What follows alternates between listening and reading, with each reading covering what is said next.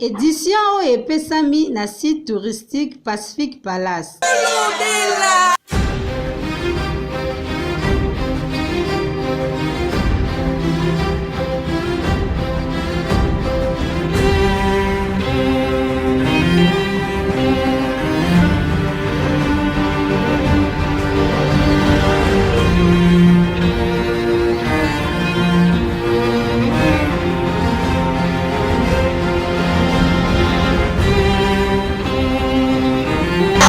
oyo ngai jani bakunga na sali te mpona lukela bino basango olobela te poli tolobela oyo te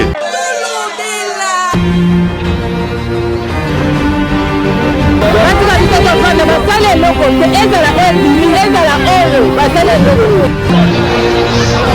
portemonnaie autour akinanga mobali oyo eza ya ngai oyo mibale wana ayakale yanango mpe ya bino mbote bana Congo Kinshasa Congo Brazzaville na bino banso obozu lisusu liba kumalamu ya kolanda magazine na bino information générale tolobela Congo na biso oyo biso tango nyonso tozalaka na esengo ya kopresente bino yango tofungola édition na biso ya mokolo lelo na sango ya pasi pe mawa ndenge kaka bakonzi ya mboka base desidaki kokunda bato oyo bakufaki mokolo ya 2 février 2022 kuna na marché matadi kibala esala mpe kaka bongo nde bakoma na bibilia tolela na bao bazali kolela toseka na bao bazali koseka fondation Paul Bindu Mosambali bazalaki wana bakaboli mawana ba victime nyonso oyo nyonso babungisa bandeko na bango kuna samto la meso tatel banda soin azalaki wana pona compte magazine tolobela Congo na biso ekomama na bibilia tolela na baoyo bazali kolela tosepela mpe na baoyo bazali kosepela lelo tomoni fondation Paul Bindu Mosambali oyo ekitaki esika wapi babimisaki banzoto ya bandeko na biso oyo babungisa bomoi na bango na drame oyo esalamaki mokolo ya le 2 février 2022 esika wapi mabota mingi elelaki mabota mingi ekotaki na pasi bafamille douleur na mitema lelo bakonzi na biso ya mboka babimisi banzoto oyo 25 corps mobima bozali komona bacercueil esopani awa esali pasi esali mawa na mitema bato baleli bandeko na bango balioki motema pasi na ndenge ya kosakana te kasi honorable Paul Bindu Mosambali na bolingo oyo azalaka nango etant notable ya monga fula ayaki wana mpona kokabola mawa na bafamille oyo nyonso na micro magazine tolobela Congo boyoka ndenge nini honorable Paul Bindu atalisaki maloba nyonso ya yaki nango message ezali boye c'est que toza vraiment na mawa toza na mawa makasi na ndenge to perdre ba compatriotes na biso 25 personnes eza mukete 25 personnes eza ebele la famille ebele eza endeuillé lelo yango lelo fondation Paul Bindu elobi eya kolela elongo na ba famille ba mama na biso o ba perdre bandeko na bango parce que bandeko na bango wana bazali bandeko na biso likolo kaka ya négligence bakei bakufi lokola bibwele donc toza na pasi toza kolela makasi na liwa oyo ezwi ba compatriotes na biso donc toye pona ko compatir pona kolela elongo na ba famille na bango na bandeko na bango toza kosala ba recommandation na gouvernement po ete na ba ministère sectoriel principalement ministère ya urbanisme et habitat na ministère ya affaires foncières batika kolotir ba espace oyo eza na danger ba espace oyo ba câble électrique eleki ba courant ya haute tension SNEL batika kolotir yango pamba te accident oyo tozwi likama oyo tozwi lelo koperdre bandeko na biso ebele boye ezali parce que batiaki wenze na bisika danger ezali na bisika bacable eleka bacable ebele ya SNEL oyo ezalaki même je pense non contrôlé tala lelo toperdre bandeko na biso donc premièrement tosengi na ministère ya urbanisme et habitat na affaires foncières batika kolotir na espace eza na danger. Deuxièmement, toza ko encourager mesure au gouvernement ezui ya ko délocaliser marché ya Matadi Kibala. Donc marché il faut elongwa wana pamba te toboyi lobi lisusu accident mususu ekoma to kwea na situation ya boyi. Donc délocalisation ya marché ya Matadi Kibala to appuyer yango makasi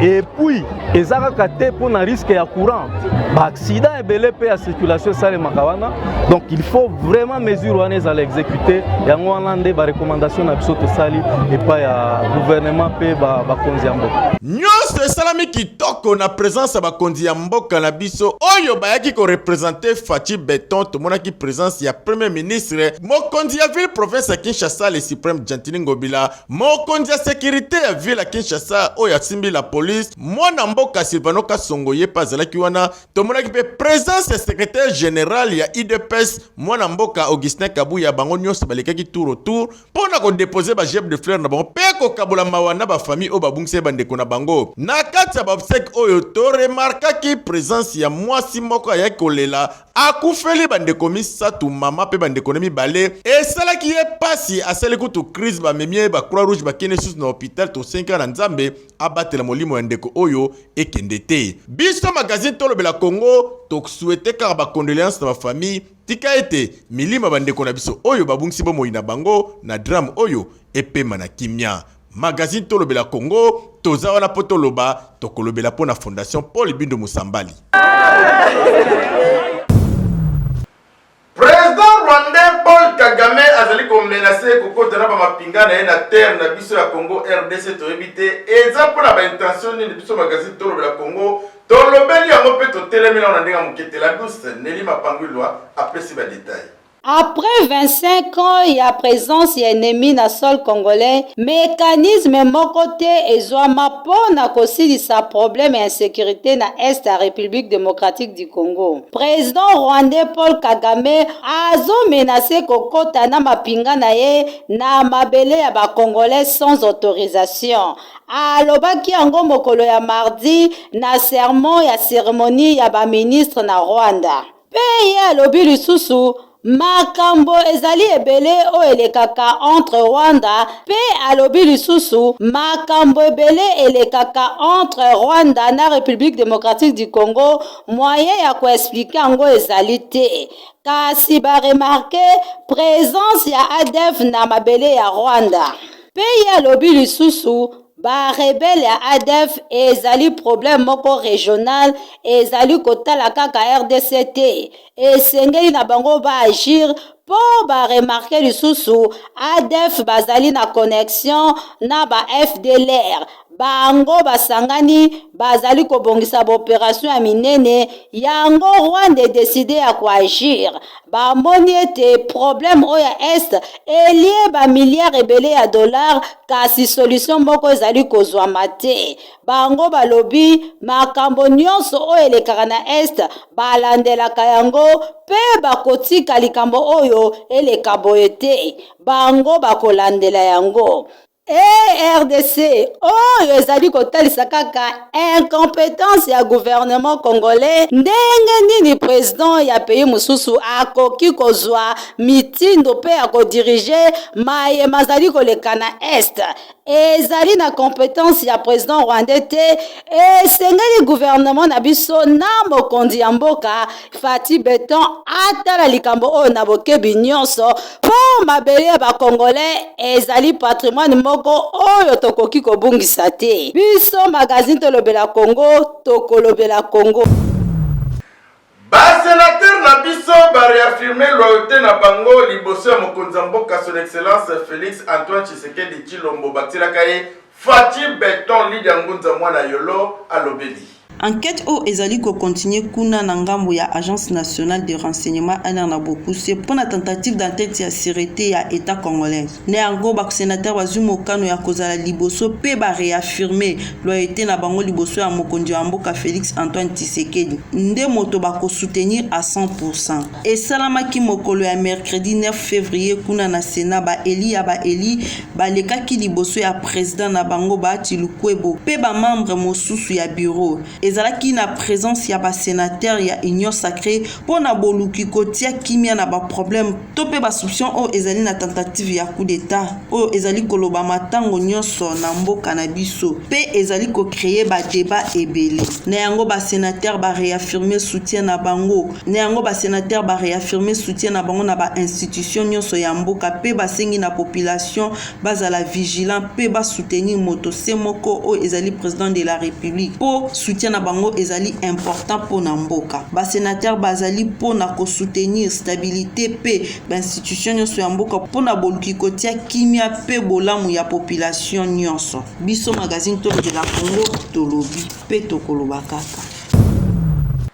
Parti politique Front des nationalistes pour la solidarité et le développement FNSD na Mokuse basalaki déclaration politique pour la repesa Lombonia na Seni pour la feuille de route et puis bazali ko féliciter Mokozamboka Fati Beton de Gazali déterminé que ma ponami et ça en 2023. Réunis ce jeudi 10 février 2022 dans la grande salle de réunion du parti, nous cadres du parti politique Front des nationalistes pour la solidarité et le développement, en sigle FNSD, parti membre de l'Union sacrée, déclarons ce qui suit. Félicitons en premier lieu la nouvelle équipe de la CENI sous l'égide de son président, M. Denis Kadima Kazadi, pour sa volonté et sa détermination d'organiser les élections générales dans les délais constitutionnels tels que souhaités également par le président de la République, M. Félix Antoine Tshisekedi Tshilombo. 2. Exhortons la CENI à tout mettre en œuvre pour matérialiser cette feuille de route, bien qu'émaillée de contraintes d'ordre technique, sécuritaire, financier et politique qui peuvent affecter négativement sa mise en œuvre. 3. Recommandons pour ce faire à la CENI de procéder régulièrement à l'évaluation de ces contraintes avec les parties prenantes, à savoir le Parlement, le gouvernement, le pouvoir judiciaire, la classe politique ainsi que les autres institutions impliquées, chacune en ce qui la concerne, de s'acquitter de leurs obligations pour permettre la réussite du processus électoral. Ainsi fait à Kinshasa le 10 février 2022. Pour le FNSD, la direction politique. Na santé comité à riposte de l'attouchement de Jean-Jacques Mouyembe basalaki point de presse mokola mercredi 9 février 2022 pour la côté sur la Bayimboka risque pour le RDC et ont couru pour la kokoma pays dans l'indemnité forte. Voilà dans les détails na élément la douce Nelima Pangulwa. Secrétariat technique ya lutte contre pandémie à coronavirus na trichement ya coordonnateur Dr Jean-Jacques Mouyembe basalaki point de presse mokolo ya mercredi 9 février 2022 epai wapi batalisaki risque oyo RDC ezokourir face ya virus mondial. Population congolaise balingi kozwa vaccin te. Awa na RDC taux ya vaccination ezali très faible. Ezali kaka 0,3%. Esengeli koyeba ete mikolo mizali koya mokili kozala divisé en deux parties. Ba oyo bakolinga kozwa vaccin bakozala na ngambo na bango pe ba oyo bakoboya vaccin bakozala na ngambo na bango. Kasi po kota Amérique pe Europe bakosenga yo carte ya vaccin. Wana nde okoki koniata mabele ya bapaya. République démocratique du Congo ezali placé na pays ya endémicité forte. Dr Jean-Jacques Mouyembe atalisi population congolaise alobi ete mikolo mizali koya to bamwa ezali koya to kokota na 5e vague ya bokono ya coronavirus. Yango na susi ya kotia kimia pe population bazala frappé na bokono oyo te ye asengi kosilisa problème oyo ya vaccin. Ayebisi population congolaise vaccin ezali na ba type 5. Moto nyonso akoki kosala choix na ye na vaccin oyo akoki kozwa. Pe vaccin oyo n'importe quel type nango ezali kaka kotraite coronavirus. Biso magazine tolobela Congo tosengi na population asala choix oyo ezali sage. Toza wana mpona kolobela Congo biso tolobi. Na rond-point kalamu bakangi moyibi oya mesala koyiba ba rétroviseur pe ba pare-choc amituka asila ki mayele bona na ba détail na élément ya magazine tolobela Congo na biso. Nato moi na classe na moke. Na uti moke, nazo zonga na ofire na kwa victoire. Noko tokanga mama bozo peno garde fond mutuka. L'état na freiner na kata moto. Déjà picoli garde fond mutuka. Aki posa troisième fois. Première fois picoli kana comprendre wana deuxième fois na kata bango troisième de lelo. Komba na ngakuta visango. None to ma picoli bato esinga akimi deja na moneka na musika ka moneka elongi na basuki nae na tiki na matisi mutuka ke na parke liboso kuna na tiki mutuka kuna na moniso kozonga maleme petit chapa kanki pe elongi nae bien donc tu dois sima ya batu to batama to moni ye aka longo le lamba a changer la maman musime ko fika changer te ndeto ndiko ya malembe ndeke a moni ngai allez alinga kimba nena baluki boye na benga kokanga yibinga azokima to portality na kokanga na ko victoire nebe ba mibali bazaki wana ba rapidité ba ba suye ndoko bandu ko betaye to ma kasi na victoire en sécurité za moi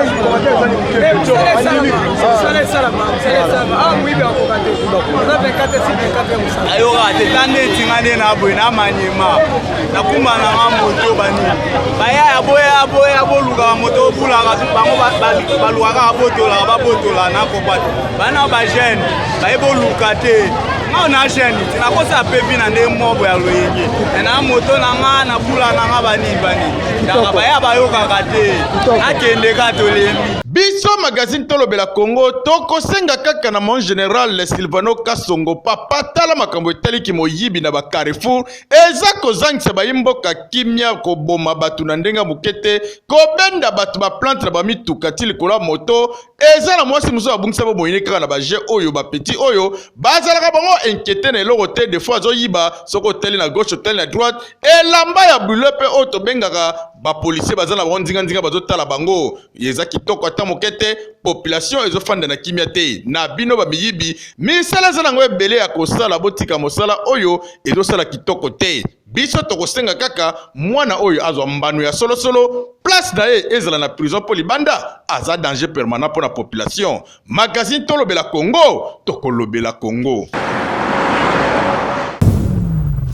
Na komina Barumbu bakangi faux docteur vétérinaire oya bomaki bambwa batumisa tosala ki passe pe mawaklara sasa mwasi ya pembe pe papi mateka le combattant. Magazine tolobela Congo bazalaki wana papa oyo bozali komona na bilili aza na ye faux docteur vétérinaire atambolaka na kombo ya maison communale ya Barumbu ke asalaka na service ya vétérinaire. Mama oyo bozali komona amemi na ye mwana te kasi amemi mbwa na ye. Papa oyo nde abomeli mama oyo bambwa na ye misatu apesa bango tonga ya mabe na place apesa bango tonga ya vitamine. Ye apesa bango tonga ya rage. Asukisaki wana te alie lisusu mbongo ya mikanda ya bambwa na ye. Nzoka nde tata oyo asalaka na ye na service ya ekonomi. Boyoka bino moko bourgmestre ndenge apeselaki mama mukolo bambwa pe azangaki maloba te. Ye moko faux docteur abetaki na ye munoko. Population pe elobaki. Nazali na mawa mingi ya kozwa liloba mpona kolakisa ke na gouvernement oyo ya mokonzi Faci Betoto na beza aventure te. Lelo tolobi na kati ya ngumba Kisasa Kini Bopeto ezali changement de mentalité. Na kati ya changement de mentalité nazali na oyo azali fonctionnaire ya commune ya Barumbu. Azali moko ya service ya économie mais azali kotambola na kati ya commune ya Barumbu lokola vétérinaire. Akenda ko vacciner bambwa, akenda kozwa bambongo pa batu na kombo ya commune ya Barumbu. Okelo na commune ya Barumbu so ozali ça msano faut na autorisation signée par le bourgmestre. Ngana ye baraté. 99 jours les araya moyibi mais un jour les araya ya l'état. Likambo eza que ndenge to akana bambwa l'état asenga tozala na mikanda bambwa.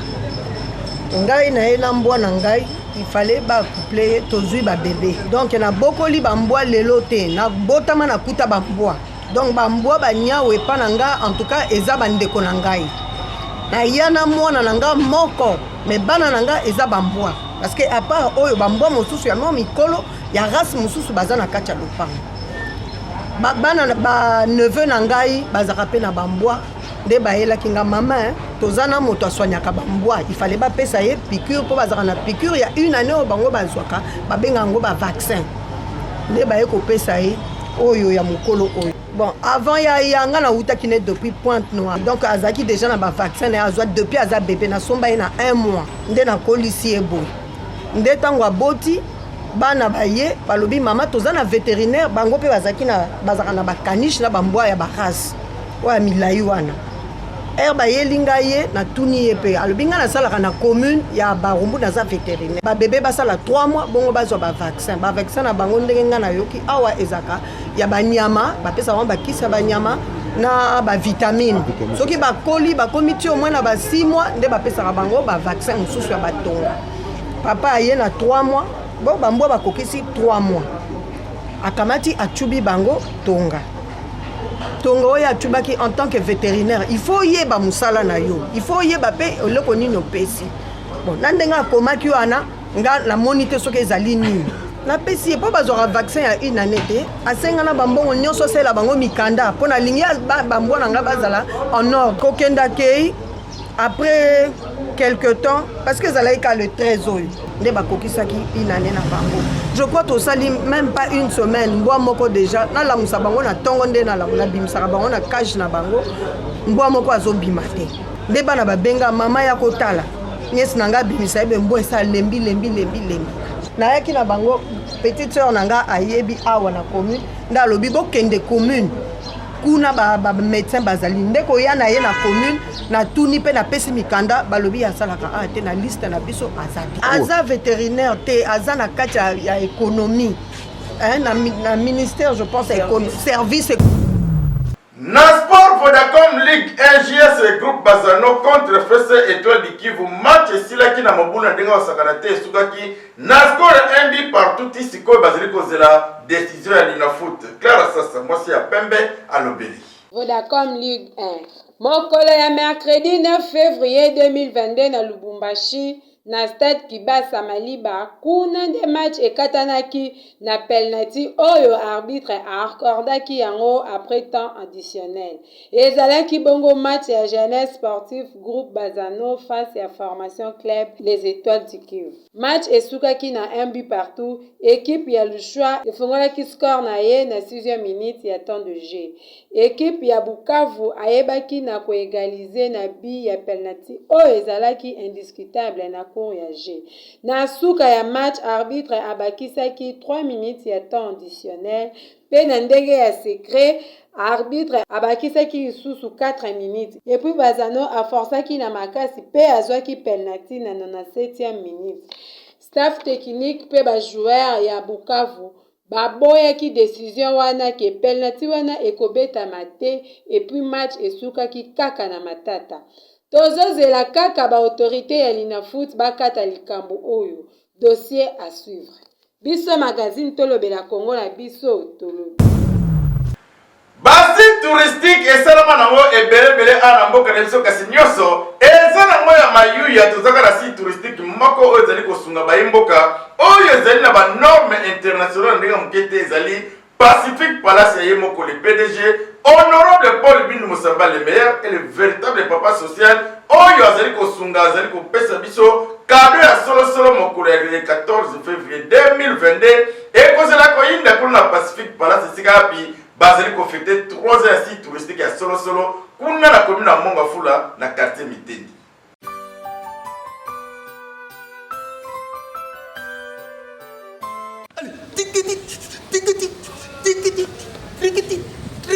Balobi, bana monga fula, bana mitende, mbetike, selembao, cité verte, hyper, rompengaba, bisoli sur rendez-vous le 14 février. Balobi, c'est Valentin. Honorable Paul Bindu Moussambali a offert bino c'est Valentin na kati ya Pacific Palace ya ofele. Papa, oya lingaka, mwasi na ye, mwasi, oya lingaka mobile na ye. Le 14 février, c'est Valentin na kati ya Pacific Palace et pas ya Yémen honorable Paul Bindu Moussambali. Nga vie de loin na kozala musique pe et kozala et bongo ba surprise papa maman jeune fille jeune garçon boya ebele le 14 février na Katia Pacific Palace. Ate botiki ndako polele moyibi akoyiba te pour le 14 moyibi ye moko à kozala. Oui, que Pacifique a très amusant hein? Et Paul vit dans un fantastique. Bobo santé, tu profiter na 3 ans il y a Pacifique Palace.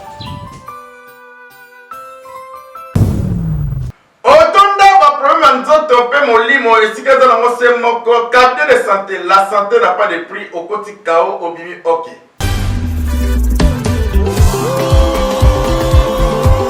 Que tout ce qui respire loue l'Éternel, où que vous soyez, prenez position. C'est le moment de louer le Seigneur. Alléluia. Mambu masobele tunanga nini yo moto oyo otelenganaka yo moto oyo obela babokono ya ndenge na ndenge otambola na baopito ya ville province ya Kinshasa batindika okutu libanda ya mboka mpona kozwa basoin approprié esimba nango te boyokanga na yeli bino solution ya solosolo la santé n'a pas de prix epai ye moko les grands maîtres spirituels oyo azali kosala mosala kitoko na ndenge akosakana te na yo moto osalaka commerce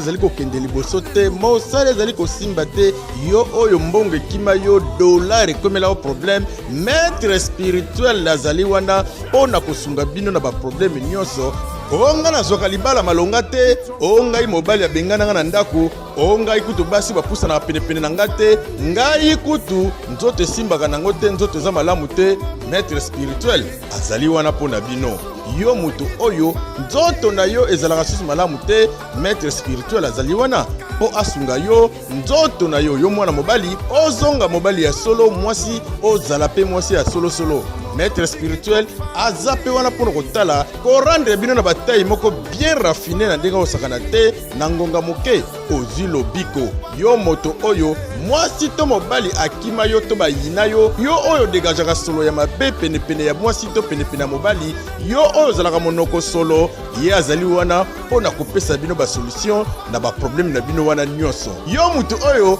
obelaka bamaladi ya ndenge na ndenge oyo babengi bamaladi physique to pe spirituel ye aza wana azali kolongola yango onga nasalaka te onga kutu promotion na bulo ezalaka te onga ikutu banda bafandela ngai natelemaka te ngai oyo nakoma na ngai kaka handicapé ngai oyo nazalaka so na santa malonga te solution yango eyeli na porte ya ndako kotelengana na yo te kokende ni à gauche ni à droite esika mosusu okende okolela pamba mosolo ekei ozwi mpe solution te kasi na cabinet la santé n'a pas de prix mosala ezali kosalama kitoko mosala ata babomba oyo na se ya mai les grands maîtres spirituels akobimisa yo na se ya mai ata babomba yo wapi même si yo batia yo na molangi akopanza molangi te kasi ose retrouve libanda na ndenge ya mystique spirituel yo obiki olongwe na makambo nyonso tu oyo ya mabe parce que nzambe asala likolo na se asala mutu te asouffrir